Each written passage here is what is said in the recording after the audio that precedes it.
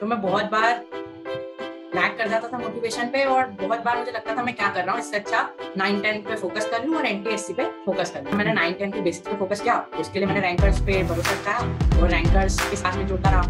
अगर आप एनएसजीएस की प्रिपरेशन करते हो तो आपका सेट तो पूरी तरह प्रिपेयर हो जाता है। अब एनटीएससी के लिए आपको 2 सब्जेक्ट और करने रहते हैं, मैथ और मैथ्स।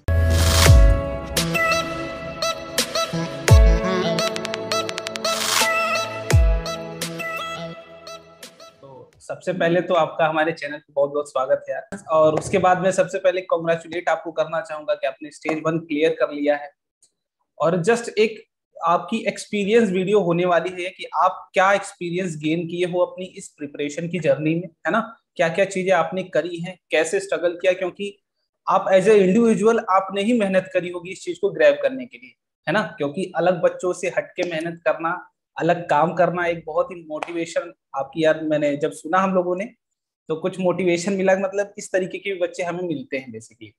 ठीक है, तो सबसे पहले आप अपना इंट्रोडक्शन दे दो, उसके बाद फिर हम आगे कहानी शुरू करते हैं। So good morning everyone, this is Pranay Singh Thakur and I am a student of class 10 and I have recently qualified NSCJS with this first part of IJSO International Junior Science Olympiad.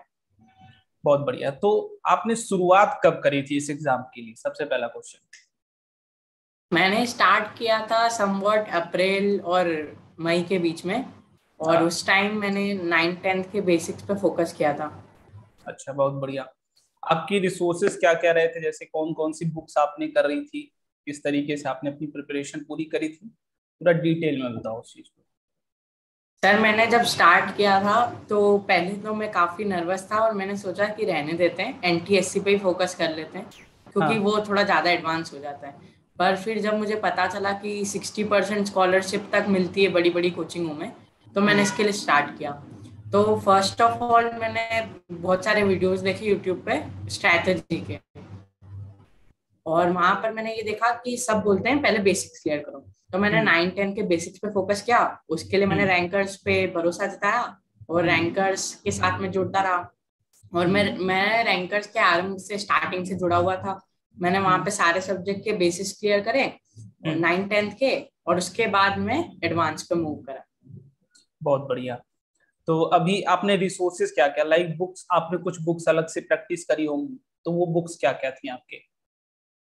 Sir last में मतलब दिसंबर month के आसपास मैंने एक coaching join कर ली थी, तो उसकी मॉड्यूल्स ने मुझे बहुत हेल्प करा क्योंकि वो स्पेसिफिकली आईजेएसओ के लिए बने हुए थे।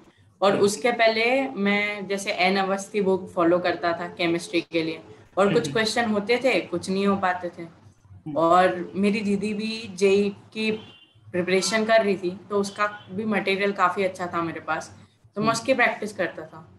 अच्छा, और एक बार अगर तुम सिलेबस बता पाओ लोगों को तो आई थिंक उन लोगों को ज्यादा हेल्प मिलेगी। सिलेबस सर, सिलेबस तो आईजेएसओ का आज तक डिफाइन नहीं हुआ है। 9-10 के जो भी टॉपिक्स रहते हैं सब 11-12 बेसिस पे आते हैं, और 11-12 के कुछ ऐसे भी टॉपिक्स रहते हैं जैसे केमिकल बॉन्डिंग और फ्लूइड्स, जो टॉपिक्स 9-10 में बहुत कम कवर होते हैं पर काफी अच्छे एडवांस लेवल पे आते हैं। अच्छा, मतलब एक तरीके से आपकी 9-10 की ही चीजें आपकी 11th के बेसिस को टच करते हुए पूछी जाती है, राइट। हाँ सर, और थोड़े हाँ कुछ टॉपिक्स ऐसे होते हैं जो प्योरली 11-12 बेस पे होते हैं। हाँ, अभी देखो क्या है कि अभी जो हमारे चैनल पे अभी स्टूडेंट्स हैं वो सब कुछ 9th वाले हैं, लाइक 9th से कुछ 10th मूविंग है, या फिर कुछ बच्चे 9th में अभी आए हुए हैं जस्ट। तो अभी देखो उनका टारगेट होगा कि एनटीएससी भी करनी है हमें और एनएससी जेएस भी करना है। तो कैसे उस चीज को मैनेज करें कि एक साथ एनटीएससी भी और एनएससी जेएस भी, क्योंकि कहीं ना कहीं दोनों के पाथ डिफरेंट है ना, मेहनत अलग अलग करनी है। तो उसको कैसे यस मैनेज सर। कर रहे हो। तो सर एनटीएससी के लिए अगर आप एनएससीजेएस की प्रिपरेशन करते हो तो आपका सेट तो पूरी तरह प्रिपेयर हो जाता है। अब एनटीएससी के लिए आपको 2 सब्जेक्ट और करने रहते हैं, मैथ और मैथ्स, क्योंकि मैथ्स इस साल एनएससीजेएस से हट गया है।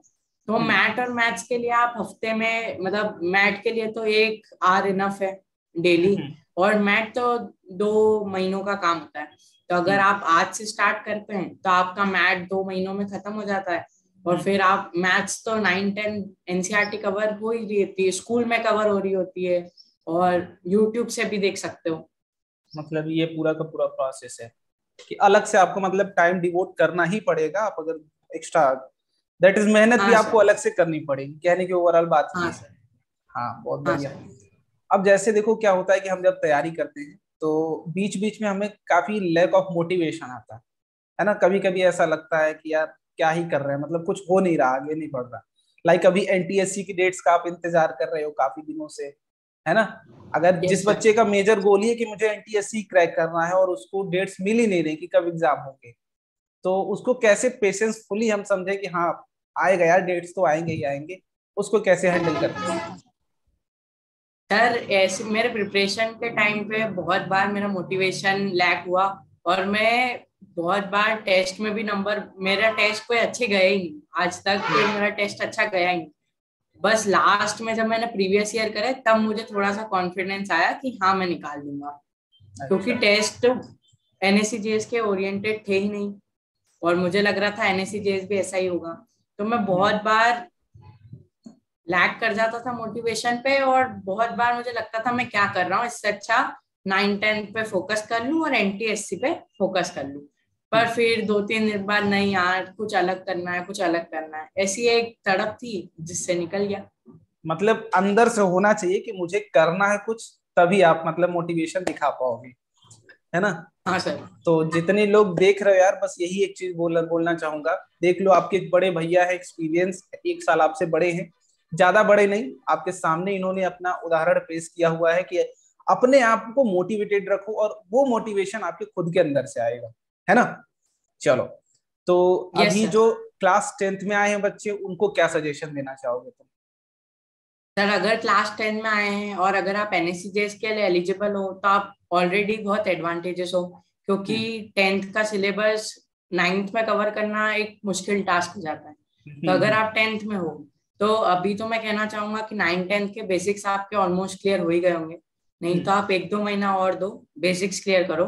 उसके बाद आप 11 में, जैसे केमिस्ट्री में बहुत सारे इंपॉर्टेंट टॉपिक्स होते हैं, जैसे मोल, मोस्टली मोल ही आता है पेपर में। हम्म। मोल है, केमिकल बॉन्डिंग, पीरियोडिक टेबल, या आप एनसीईआरटी से कवर कर लो या यूट्यूब लेक्चर्स के थ्रू कवर कर लो। NCERT 11th 12th right? हाँ सर, और हम्म। एनसीईआरटी से अगर समझ नहीं आता तो लेक्चर्स भी इनफ है। ठीक है, बहुत बढ़िया। तो 9th वालों के लिए क्या तुम, एनटीएससी और एनएससीजीएस दोनों को लेके क्या तुम्हारे सजेशंस होंगे 9th के लिए? 9th का तो ये सजेशन होगा कि मैथ पे साथ साथ 1-1 घंटा रोज दो, जिससे एनटीएससी में आपका परफेक्ट 100 स्कोर आने की पॉसिबिलिटी बढ़ जाए। हम्म। और एनएससी जेएस के लिए आप एक्स्ट्रा ऑर्डिनरी एफर्ट डालो, और अगर आप सेट प्रैक्टिस नहीं करते हो तो भी चलेगा, बस आप एनएससी जेएस पे मेन फोकस करो, जैसे पियर्सन की बुक्स फॉलो कर लो हम्म। एनसीईआरटी के साथ साथ। चलो, तो ये हो गई पूरी की पूरी बात भाई कि कैसे आप लोगों को करनी है। अब स्टेज 2 के लिए आप क्या प्लान कर रहे हो? लाइक इसमें भी तो आईक्यूजीएस पार्ट 2 होता है राइट? तो उसके लिए भी यस आपकी सर। अलग से आपको अपनी प्रिपरेशन करनी पड़ेगी, तो उसके लिए क्या प्लान कर रहे हो अभी तुम? सर इस साल एनएससी जेएस नहीं, आईयूक्यू जेएस हुआ था। हाँ हाँ। तो उसमें स्टेज और सेकंड स्टेज दोनों एक ही दिन हुए थे। तो हम्म। अब जो बच्चे ने फर्स्ट स्टेज क्लियर करा है उनकी कॉपियां चेक होगी, मतलब मैं हम्म। स्टेज 2 दे चुका हूँ। हम्म। तो अब रिजल्ट के लिए वेट है। अच्छा, मतलब अब एक ही दिन दोनों एग्जाम्स आपके हो जाते हैं, स्टेज 1 और स्टेज 2 हाँ। दोनों? अच्छा हाँ चलो सर। ठीक है। जो सेकंड स्टेज निकालेंगे उनके जो 35 स्टूडेंट्स निकलेंगे उनका हाँ, ओसीएससी होगा। उनका ओसीएससी होगा। चलो, तो ऑल द बेस्ट, आपकी ओसीएससी हो सकता है यार आपकी क्लियर हो जाए स्टेज 2 भी, है ना। तो इसी होप के साथ बस मैं यही तक आपकी मीटिंग एंड करूंगा। Okay, thank you Pranay. Thank you sir.